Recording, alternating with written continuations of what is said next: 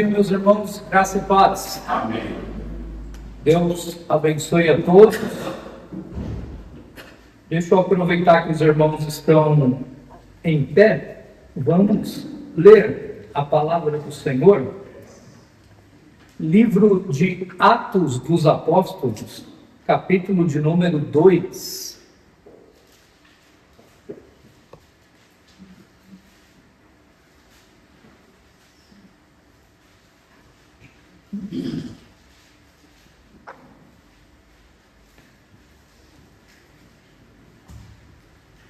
A partir do verso de número 36.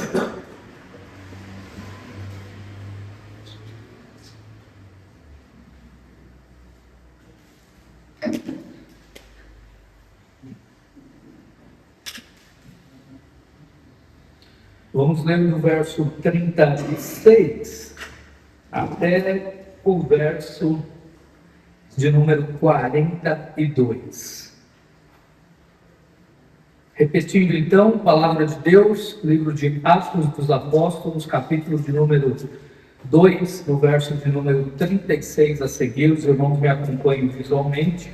A versão que eu utilizo e a que será projetada também ao longo do sermão é a versão NVI.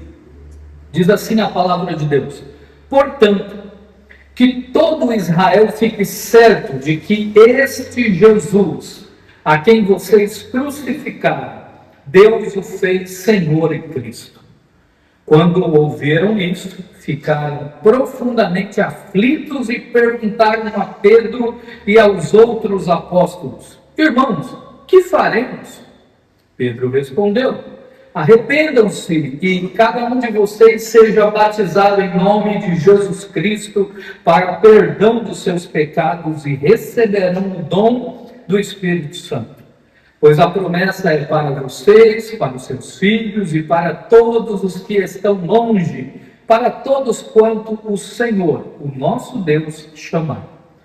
Com muitas outras palavras, os advertia e insistia com eles: salvem-se desta geração perversa.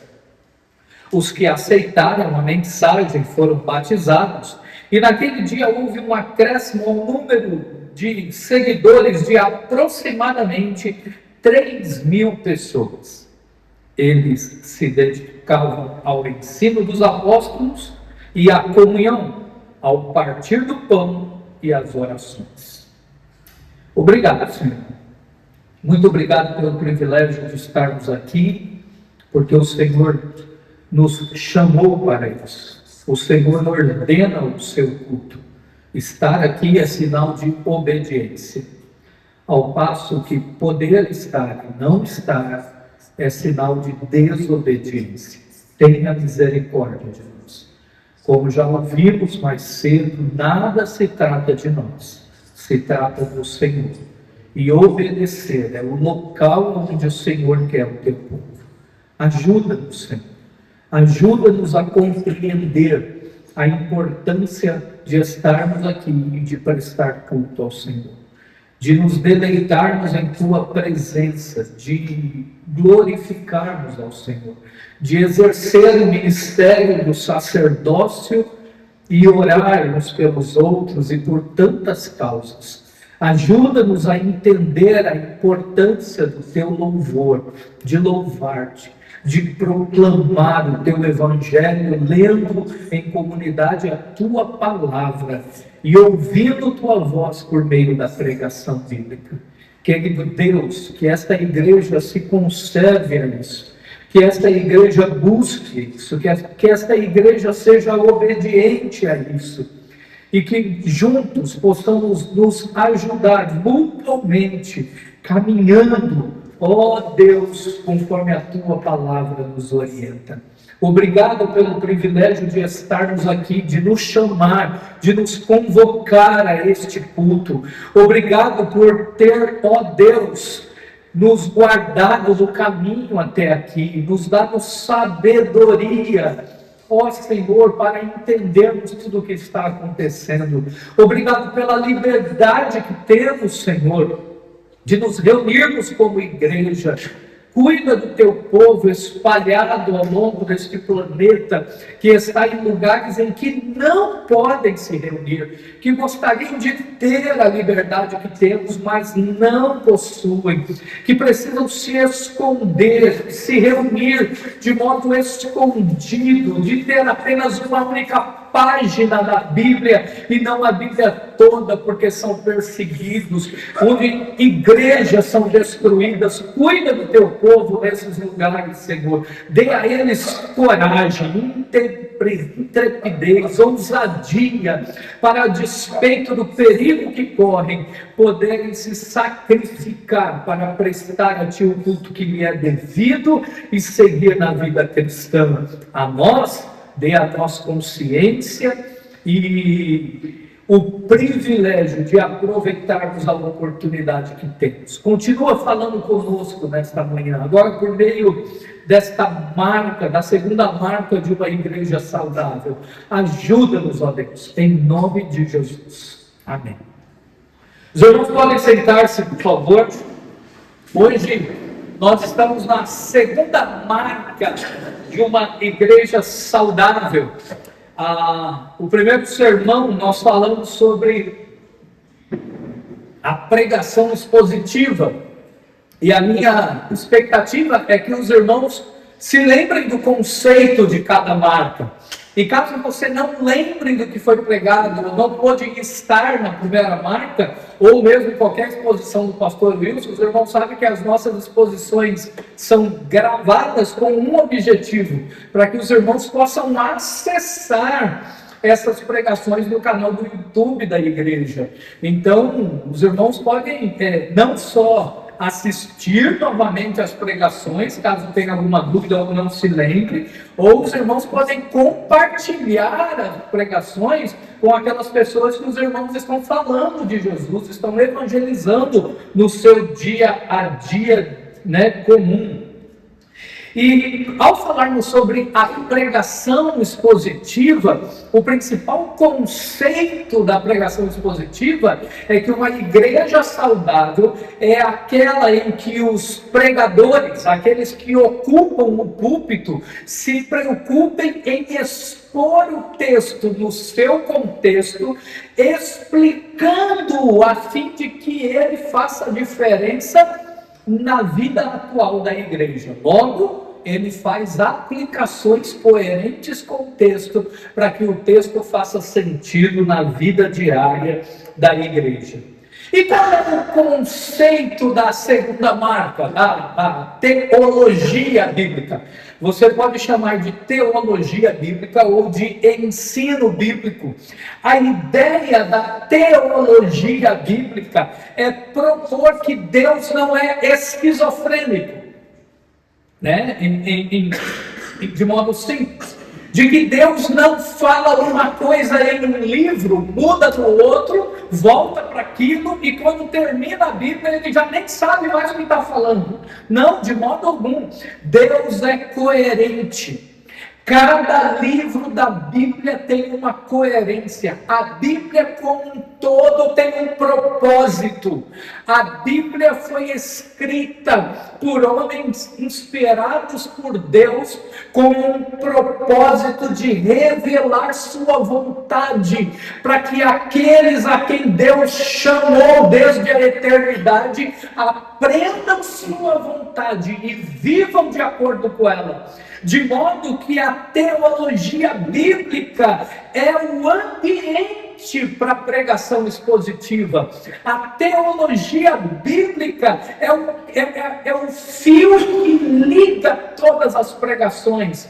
É o fio que tem a ideia de proporcionar um ambiente teológico em que as pessoas que estão ouvindo, seja a pregação expositiva, sejam os ensinos bíblicos de uma igreja, seja praticando o ensino bíblico diário pessoal, possam compreender que Deus tem uma narrativa bíblica, de que Deus tem uma história que Ele está contando a atuando e operando nela.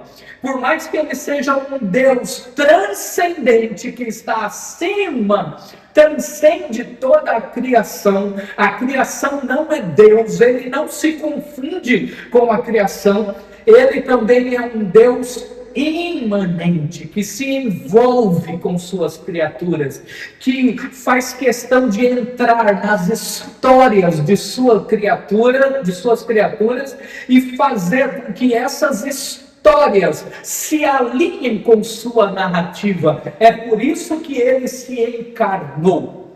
É por isso que ele veio e tabernaculizou entre nós. Ele habitou entre nós e propõe para nós uma vida cristã autêntica.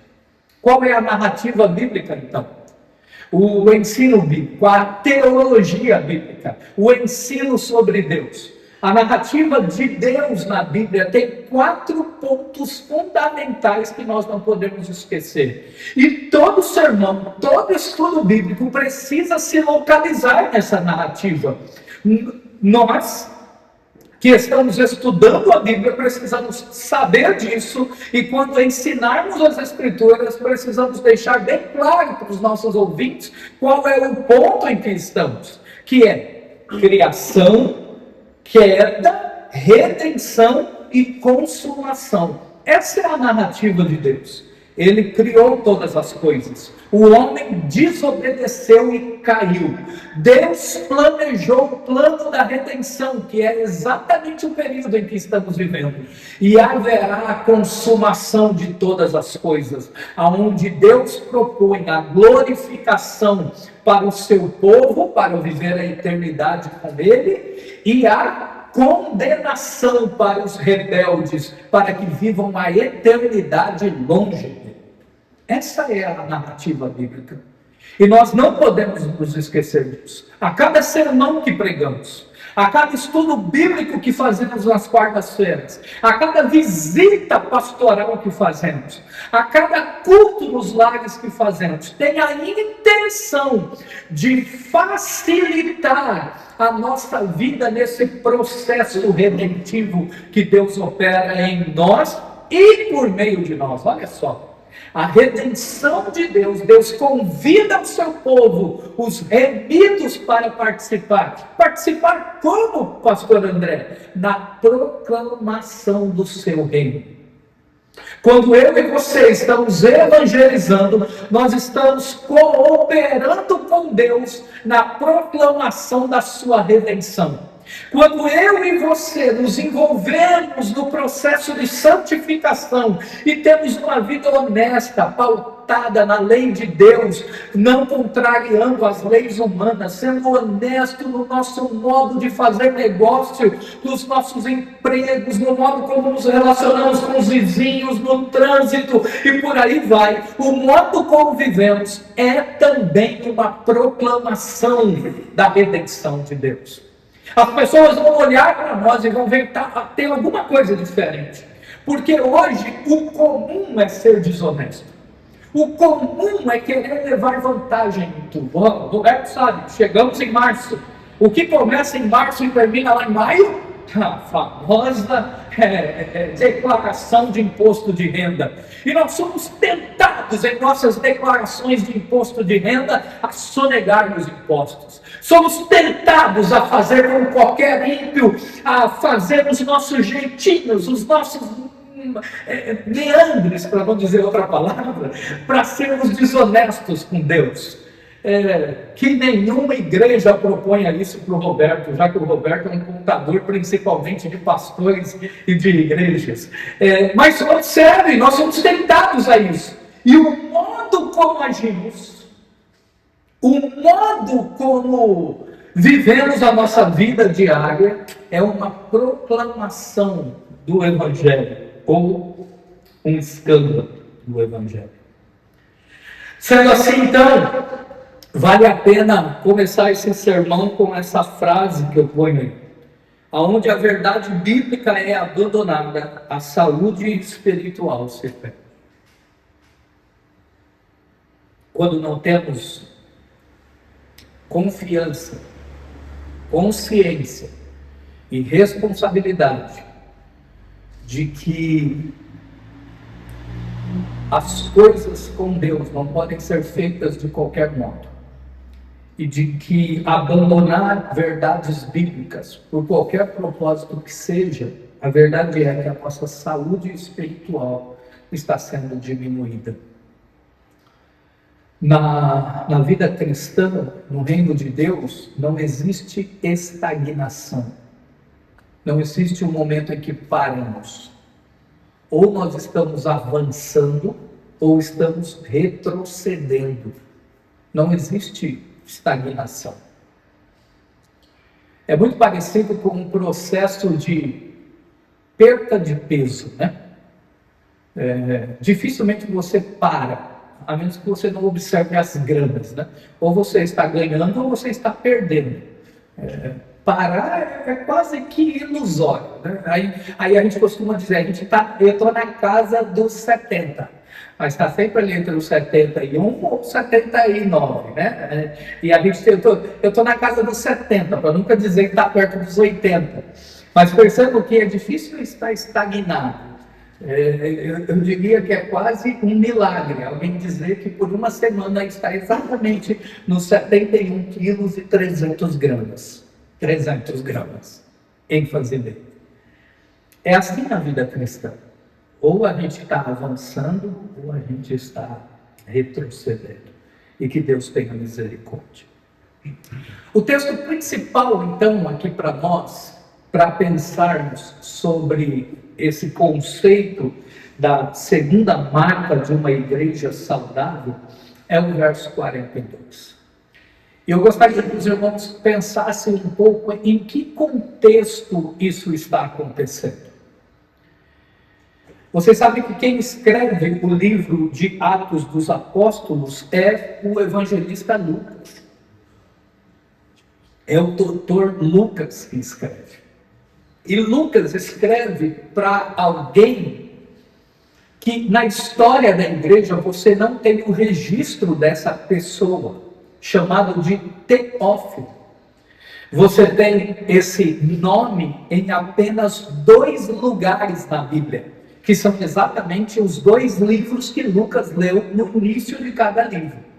Então, se você for ler o início do Evangelho de Lucas, capítulo 1, você vai ver que ele vai endereçar o seu primeiro tratado a este Teófilo. E quando ele vai iniciar o livro de Atos, ele também vai dizer o nome dessa pessoa. E é apenas nesses 2 versos que aparece o nome desse Teófilo em toda a história da igreja.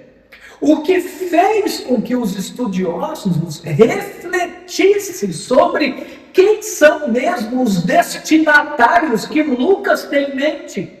Por que é que ele coloca um nome que poderia ser um nome próprio, mas que nós não encontramos ao longo da história da igreja?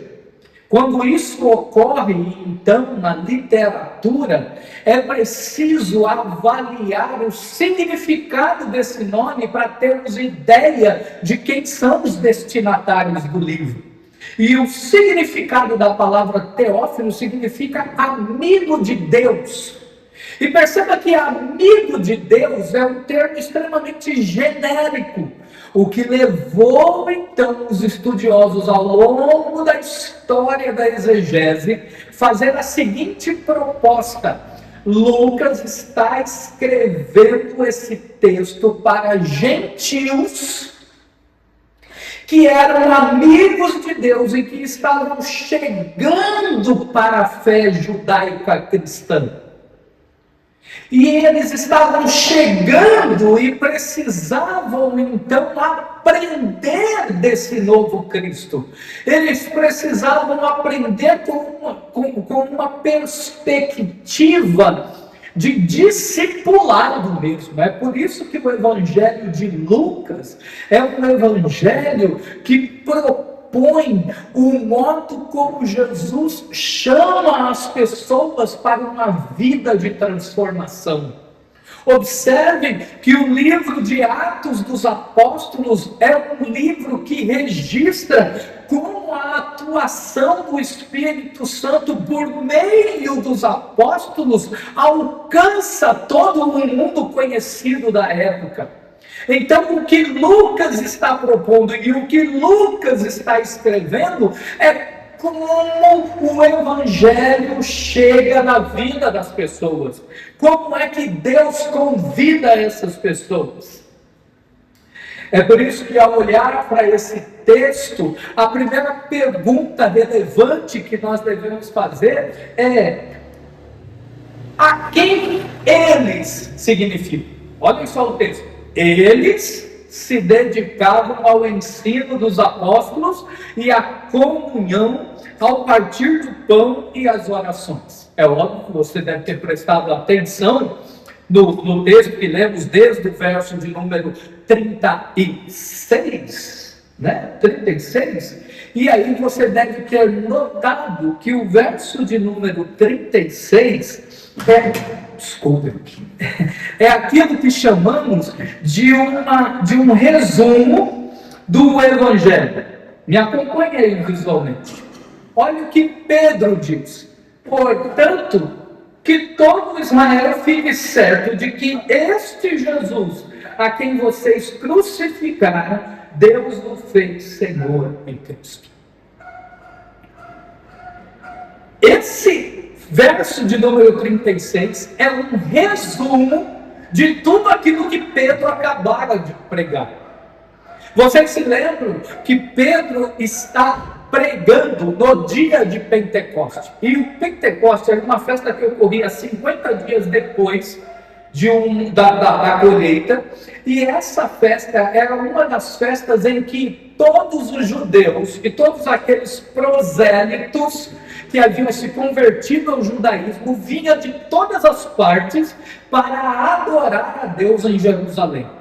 E é exatamente este momento que Deus escolhe para que o Espírito Santo oficialmente desça sobre a sua igreja, sobre a vida dos seus discípulos. E ao descer, o Espírito Santo capacita-os a falar em outros idiomas. E é muito interessante porque a capacitação que o Espírito Santo dá para que eles falem em outros idiomas ocorre na presença das pessoas que sabiam desses idiomas. E eles ficam espantados com isso, eles ficam abismados com isso. Por quê? Porque nós estamos falando de galileus, né? É essa a expressão que aparece. Esses homens galileus, essas pessoas galileus que estavam ali, não tinham instruções ao ponto de saber outros idiomas. Mais ou menos sabiam falar o grego por imposição do Império Romano, mas eles não sabiam falar os outros idiomas.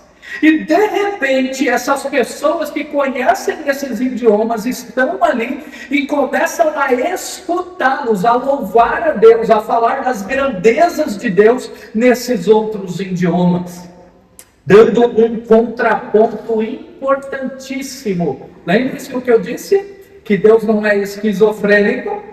Fazendo um contraponto importantíssimo. Que quando o homem quis desafiar a Deus, quando o homem quis afrontar a Deus, o que é que Deus faz lá em Gênesis? Na Torre de Babel? Deus os confunde e separa as línguas. Mas quando Deus vem habitar entre os homens e nos homens, quando Deus tem o seu povo unido, o que é que Deus faz? Deus os capacita para que possam entender as outras línguas. Esse é o contraponto maravilhoso que Deus está fazendo em Atos, capítulo de número 2. E nessa oportunidade de espanto, de estar embasbacados com aquilo que Deus está fazendo, Pedro se levanta para explicar o que está acontecendo e de modo expositivo.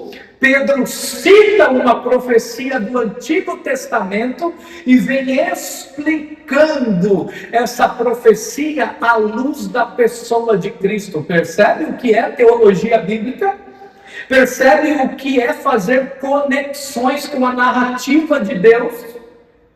E aí então, depois que Pedro apresenta o Evangelho, aponta o pecado de todos, Pedro então faz esse resumo no verso 36, e aí então nós temos a resposta de quem eles, ou a quem eles se referem. Qual é a resposta? A resposta está exatamente no verso 37 e 38, que está exposto aí. Olha o que o texto diz: quando ouviram isso, os seus corações ficaram aflitos, e eles perguntaram a Pedro e aos outros apóstolos: irmãos, que faremos? Pedro respondeu: arrependam-se a cada um de vocês, seja batizado em nome de Jesus Cristo para o perdão dos seus pecados e receberão o dom do Espírito Santo. Quando eu faço a pergunta relevante de a quem ele se refere,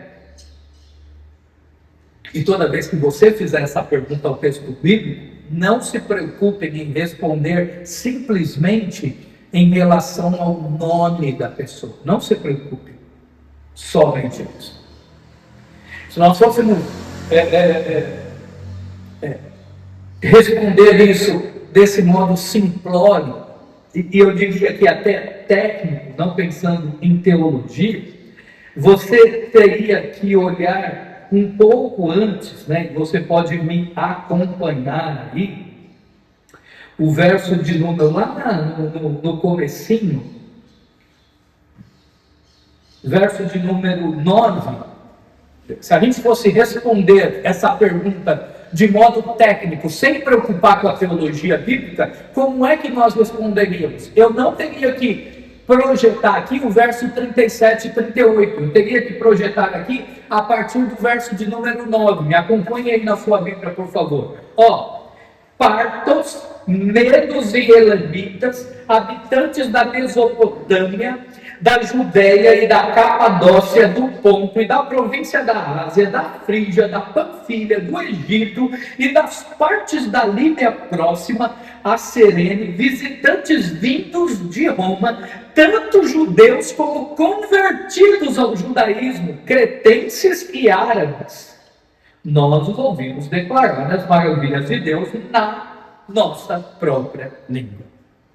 Se eu fosse responder de modo técnico, eu teria que projetar os versos de número 9 aos versos de número 11.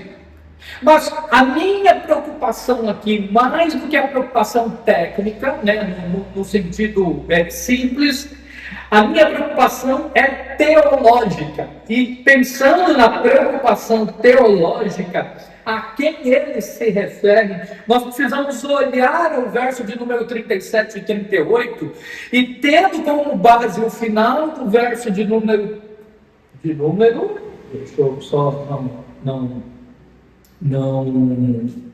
pegar aqui, errando o texto, né?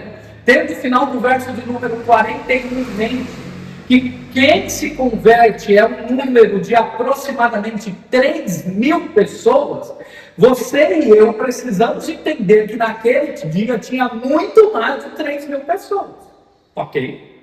Não eram só 3.000 pessoas que Jerusalém recebia na festa de Pentecoste, mas são 3.000 pessoas que se convertem, e do meio dessas 3.000 pessoas tem essas nacionalidades todas aí. Mas, pensando agora teologicamente, como é que eu respondo a essa pergunta? A quem ele se refere?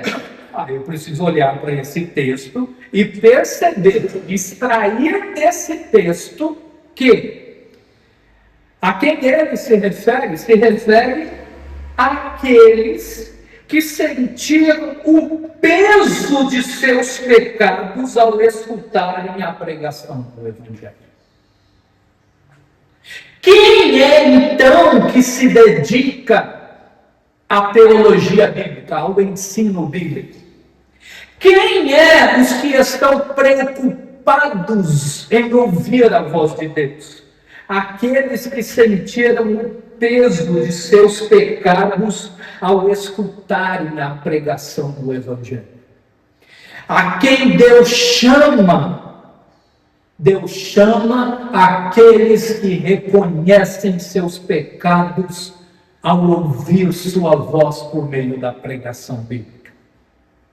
Pastor Marcos Grantonato, nas aulas de homilética, dizia uma frase que nunca saiu do meu coração.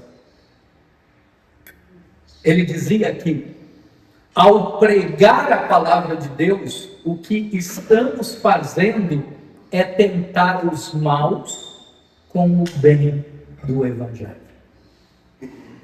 A pregação bíblica é sempre uma pregação que nos incomoda na zona de conforto do pecado, naquela zona do comodismo, do relaxamento, e nos incomoda de tal modo que o Espírito Santo compunge os nossos corações a nos arrependermos e a procurar o que fazer. É por isso que a proposta de Pedro, estou partindo do pressuposto que você tem em mente aí, os versos 37 e 38, e caso não tenha memorizado eles ainda, que esteja com eles aí visualmente na sua Bíblia, é por isso que ao perguntarem para Pedro o que devemos fazer, Pedro diz a eles o que precisam.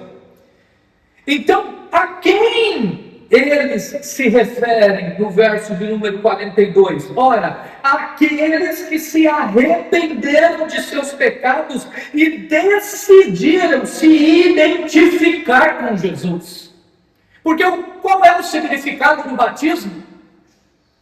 O significado principal do batismo é se identificar como discípulo de Jesus, como seguidor de Jesus, como na proposta pejorativa que Lucas registra em Atos, com a nomenclatura de cristãos. Ou você acha que cristãos inicialmente foi um elogio? Não, foi um xingamento, foi uma nomenclatura pejorativa, porque cristãos significam pequenos cristos.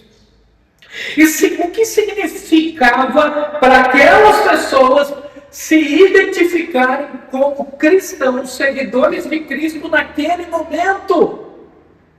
Significava carregar o peso da vergonha de ter alguém como líder que havia sido crucificado e que naquele momento nem todos sabiam que ele havia ressuscitado.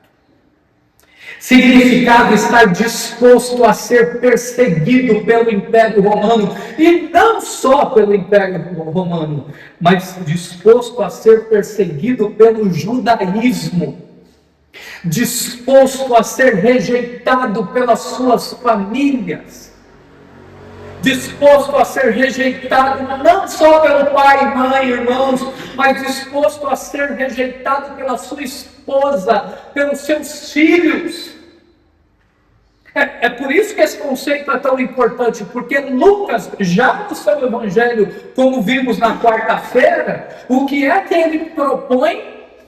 Que aquele que ama a sua mãe, o seu pai, a sua esposa, os seus filhos, os seus irmãos, ou a si mesmo, a mais do que Jesus, qual é a frase que a gente repetiu com veemência na quarta? Não pode ser o meu discípulo.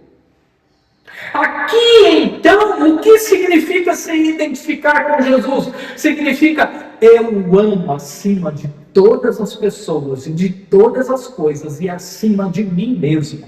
A minha vontade não me domina mais. Eu não sou mais de mim mesmo, eu sou dele. Ele governa a minha vida. Ele controla a minha vida. Se eu como, é porque Ele me dá. Se eu visto, é porque Ele me dá. Se eu tenho alguma coisa, é porque Ele quis me dar. Ele é Senhor na minha vida. É a essas pessoas que o verso 42 se refere. E mais, só isso? Não. Vocês vão observar que no verso de número 38, Pedro também diz, não apenas sejam identificados como discípulos de Jesus, batizados, mas também, tenham os seus pecados perdoados e receberão o dom do Espírito Santo. E aqui, receber o dom do Espírito Santo, na teologia reformada, qual é a proposta que os reformadores apresentam biblicamente para nós? É falar em outro idioma? É isso que define receber o dom do Espírito? Não, porque aí você tem um problema imenso. Inclusive, as igrejas pentecostais têm um problema imenso, que é propor que aqueles que não falam em línguas não são batizados com o Espírito. Só que quando você analisa a teologia bíblica, você aprende que ser batizado com o Espírito Santo, receber o dom do Espírito Santo, é receber a habitação do Espírito Santo. É Ele fazer morada em você. É Ele produzir o fruto dele em você, que Paulo explica lá em Gálatas, dizendo que é o amor, gozo, longanimidade, mansidão, temperança. São as questões que definem que alguém é habitado pelo Espírito Santo, e não a capacidade de falar em outro idioma. Aqui, para esse momento, Deus tinha um propósito, que era justamente fazer aquele contraponto para evidenciar o que havia ocorrido lá na Torre de Babel. O que Deus está dizendo, olha o que ocorre quando homens não me desafiam, mas me obedecem. Há entendimento e não confusão. Então, a quem ele se refere? Se referem àqueles que são habitados pelo Espírito Santo. E a promessa, olha o que Pedro está dizendo, a promessa de habitação do Espírito Santo não é só para nós. Verso 39, é para você, para os seus filhos e para todos os que estão longe, para todos quanto o Senhor nosso Deus chamar. A gente olhar para esse texto e ter a ideia, o conhecimento de para quem Lucas está escrevendo, para um gentil, nós não sabemos o impacto que esse texto causou na vida de um gentil, daquele que era amigo de Deus, como Cornélio, que a gente vai ver lá no capítulo 10, mas não era judeu, daqueles que estavam longe de Deus por uma separação étnica. Nós não temos consciência disso porque nós já nascemos num ambiente em que ser cristão é totalmente normal. Mas aqui, nesse momento, esse texto tem um impacto extremamente relevante. E para nós aqui, como é que a gente pode olhar para esse impacto? Ora, aquelas pessoas que eventualmente eu e você possamos olhar e dizer: Deus nunca vai chamar esse infeliz. Olha como ele vive. Olha o quanto ele rejeitou a Deus. Alguém poderia olhar para o velho guarda e dizer isso? Mas Deus chama quem Ele quer, porque a sua misericórdia é infinita. O salmista diz que a misericórdia do Senhor é tão extensa quanto a terra se separa do céu. É tão extensa quanto o norte se separa do sul, porque ela não tem fim. Ainda pensando na teologia bíblica, uma outra questão importante que nós precisamos perceber ora, essa habitação produz o que na vida dessas pessoas? E a gente pode propor que eles são habitados para uma vida diferente, para uma vida transformada, para uma nova vida. E é aqui que nós voltamos os nossos olhos de novo para o verso de número 42. Porque quais são já que nós estamos usando a palavra marcas, né, na exposição, marcas de uma igreja saudável, a gente pode propor, quais são as marcas dessa nova vida?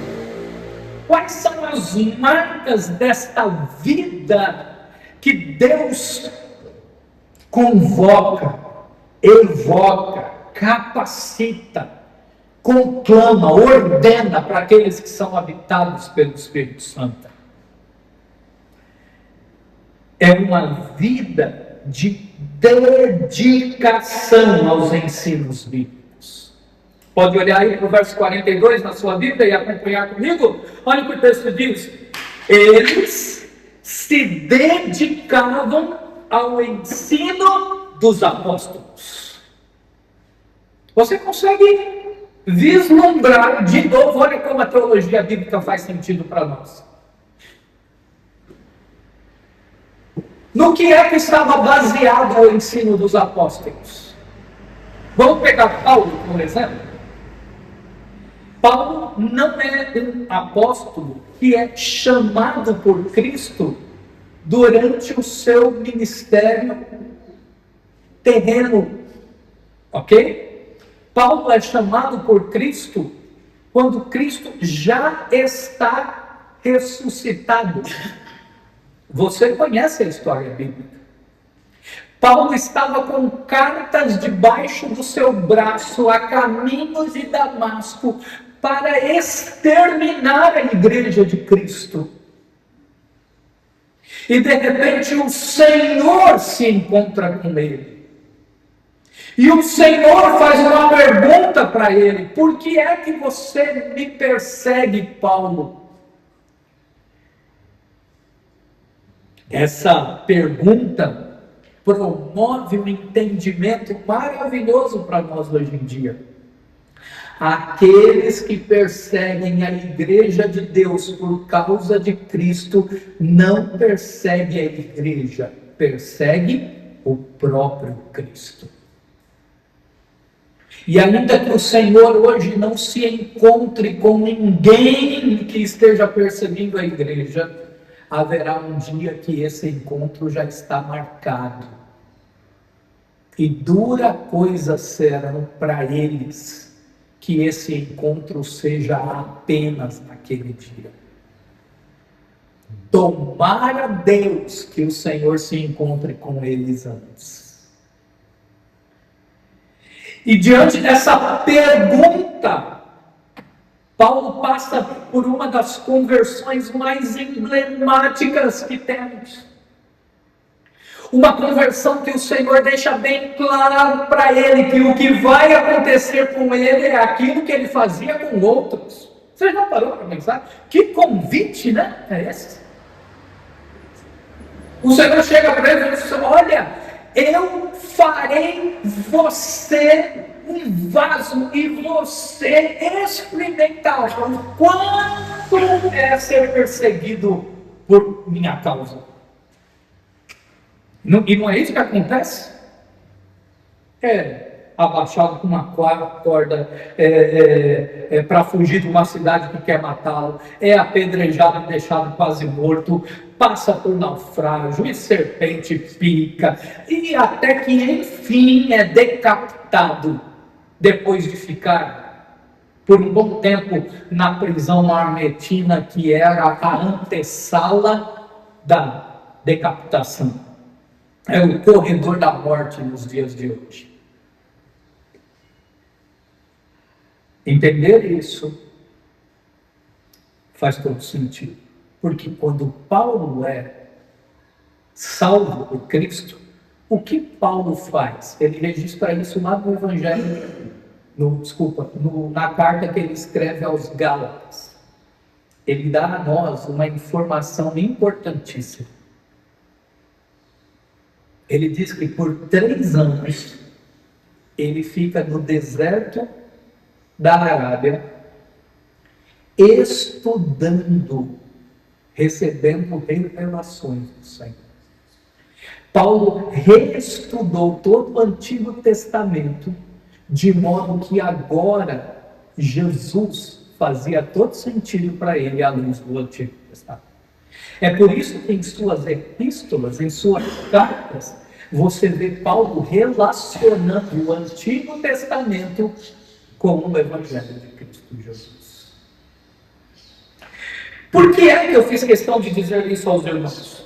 Porque quando o texto bíblico diz, quando o doutor Lucas nos diz no verso 42, e que eles se dedicavam ao ensino dos apóstolos, ora, você não deve partir do pressuposto, como muitos fizeram de erro na história da igreja, inclusive um tal de Marcião, dizer que o Antigo Testamento deveria ser jogado fora. Não, quando o texto bíblico diz, olha, eles se dedicavam aos ensinos dos apóstolos, a ideia é, eles se dedicavam a toda a Bíblia como os apóstolos se dedicavam.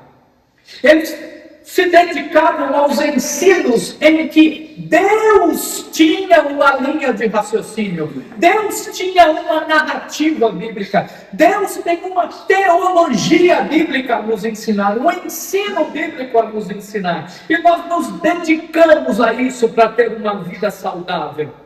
Ora, meus irmãos, Lucas faz questão de nos apresentar ao longo do seu relato no livro de Atos dos Apóstolos o quanto uma igreja que se dedica aos ensinos bíblicos é uma igreja madura, tão madura que você tem ali capítulo 13, uma igreja plantada recentemente, já orando sobre Paulo e Barnabé e os enviando em uma missão. Porque igrejas maduras fazem a diferença. Igrejas que se preocupam com o ensino bíblico são igrejas que crescem, não necessariamente em proporção de números, mas principalmente em maturidade, aonde pessoas entendem o seu papel no reino e não deixam igrejas por qualquer coisa. Hoje de manhã eu estava conversando com o Natan no carro. Eu passo pela conversão no ano de 93. Em 93 a gente sai de Arujá, vem para Guarulhos, passa um pouco de meses no Vila Fátima e já vamos para o Soberano, bairro onde eu moro. E quando eu chego para congregar na primeira igreja que congregamos no Soberano, ainda era um barracão, e eu me lembro que eu fazia parte dos jovens e em um final de semana, um sábado, eu fui cortar o meu cabelo e a moça errou a maquininha, o pente caiu, e ela passou a maquininha na minha cabeça. Ela olhou e falou, e agora? Eu falei, agora você dá um jeito aí de arrumar esse negócio, mas deixa alguma coisa assim para mim pentear. Naquela época ainda tinha, né? E eu me lembro que eu vou ao culto ao domingo. E ao chegar ao culto ao domingo, eu me lembro que o meu pastor ficava incomodado olhando em minha direção. E até que em um determinado momento do culto, ele levanta e diz assim, olha, as crianças vão cantar, e depois das crianças, os jovens, mas o André não canta hoje, porque ninho de passarinho não pode aqui na igreja. Sim, na frente de todo mundo. O ano era 1994. Terminou o culto, Ele veio me cumprimentar como se nada tivesse ocorrido, eu o cumprimentei como se nada tivesse ocorrido, ele me chamava de filhão. Eu dei um abraço nele, ele foi embora, ajudamos ele a abrir a porta de uma Kombi que ele tinha difícil de abrir, só por Deus, e ele seguiu para mim, pastor Edson Bispo. E seguiu na outra semana o cabelo já tinha crescido, eu cantei com jovens, nunca fui reclamar com ele por causa disso, a vida seguiu, o evangelho continuou na minha vida e eu estou aqui. Me lembro que anos depois, na construção da igreja, estávamos 3 jovens conversando, os 3 negros, e tinha um brancão no nosso meio. O pastor da ocasião passa entre nós e olha para o brancão e diz assim: rapaz, só você de branquelo no meio dos negão. O menino queria sair da igreja por causa disso. Igrejas onde o ensino bíblico não produz maturidade, a imaturidade é latente. As pessoas brigam por coisas pequenas, as pessoas se ofendem por coisas pequenas. Sabe por quê? Porque está faltando ensino bíblico. Ensino bíblico. As pessoas não conseguem decidir coisas simples em suas vidas e precisam ligar para os seus pastores. Sabe por quê? Porque não conseguem raciocinar aquilo que glorifica ou desonra a Deus. Porque fazem parte de igrejas que não se preocupam com a dedicação do ensino bíblico, se preocupam com shows, com jogo de luzes e com tantas outras coisas, menos com aquilo que de fato sustentam pessoas diante de Deus, que é a exposição da doutrina bíblica, o ensino da doutrina bíblica, os ensinos dos apóstolos. Habitados para uma nova vida, por quê? Ora, habitados para uma nova vida, uma vida de obediência aos ensinos bíblicos. O que nos faz olhar para o texto bíblico, que eu espero que esteja aberto aí, ou ligado ainda no seu celular, e você olhar e perceber que a vírgula nesse texto, ela só vem depois de uma conjunção aditiva, ok? Olhem só o modo como traduziu esse texto corretamente, diga-se de passagem, né? Porque eu sempre digo a vocês que quando a NVI dá ruim, eu informo vocês. Quando dá bom, tem que informar também. Então, olha só a tradução. Eles se dedicavam ao ensino dos apóstolos e à comunhão, deixando bem claro de que ensino dos apóstolos e comunhão faz parte de um bloco. Aí é que vem a vírgula, correto? Está acompanhando aí? E depois que vem a vírgula, ele diz: ao partir do pão e orações. Qual é a ideia bíblica aqui? A ideia bíblica aqui é de que o ensino bíblico produz comunhão. A principal aplicação, obediência dos ensinos bíblicos é a convivência correta. Por que é que no aconselhamento bíblico, todo conselho bíblico é conforme a instrução do Senhor? Porque relacionamentos só são corrigidos à luz dos ensinos bíblicos.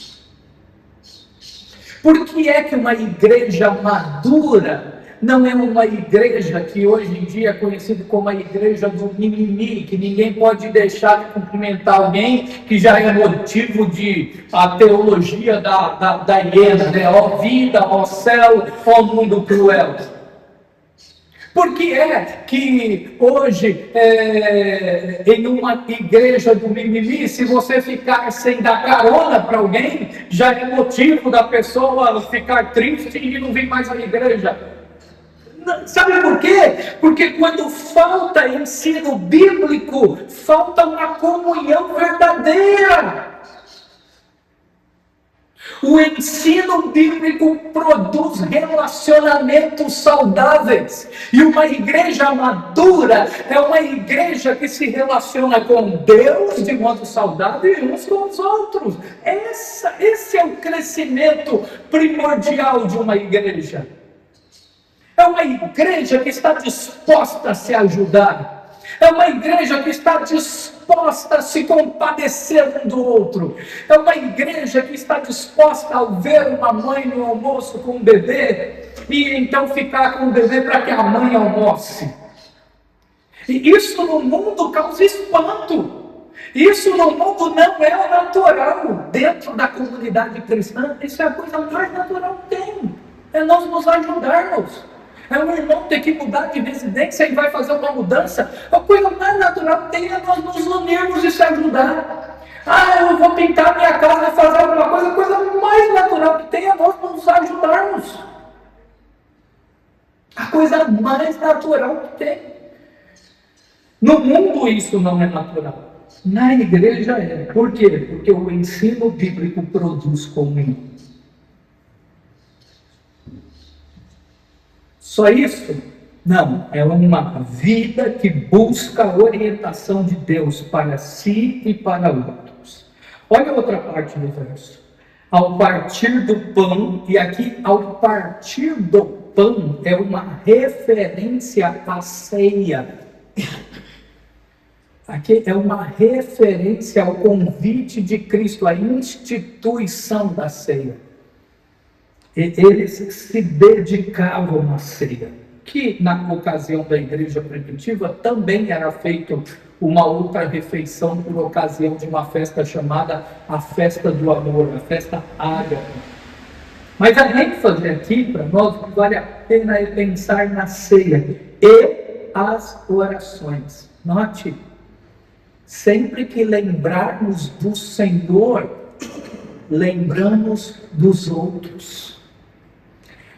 A comunhão com Deus, que é proporcionada pela ceia, nos leva a orar uns pelos outros.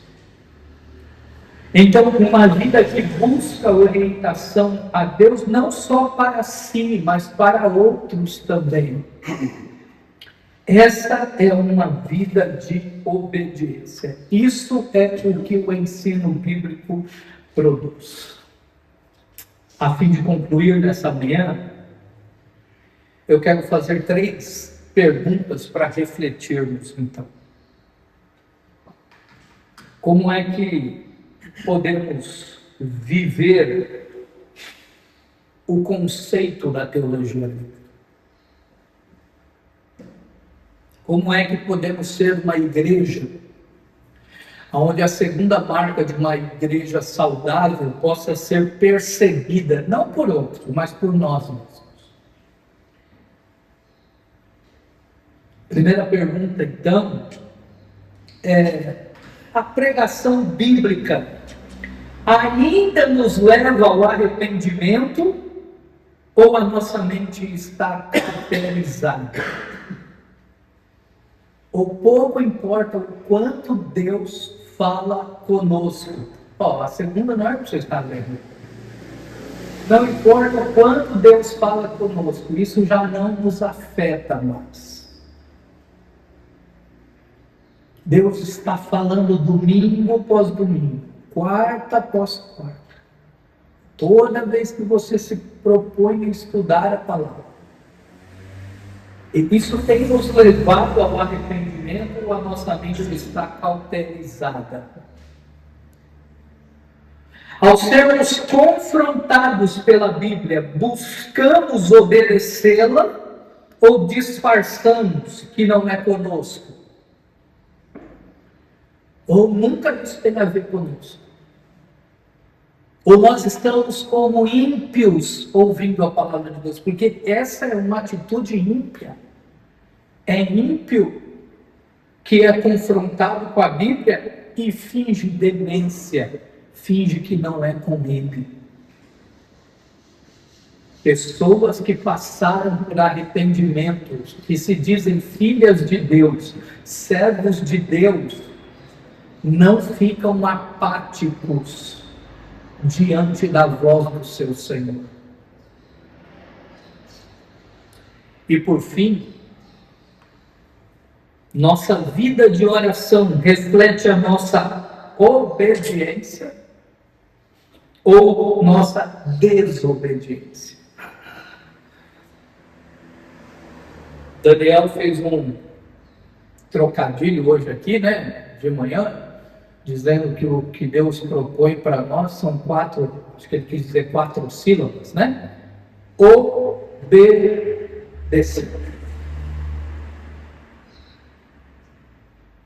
É o que Deus tem para nós. E a nossa vida de oração, a nossa frequência nas orações, o modo como a gente tem buscado a orientação de Deus, para nós e para outros, reflete uma vida de obediência ou uma vida de desobediência. Que Deus tenha misericórdia de nós. Que o seu Espírito Santo continue nos incomodando à luz desta verdade. Que Deus não nos abandone à nossa própria sorte e que todos os domingos e que todas as oportunidades dos nossos encontros, o Senhor nos tire da nossa zona de conforto e nos incomode a refletir o quanto o pecado transformará a nossa vida em uma vida doente e não saudável.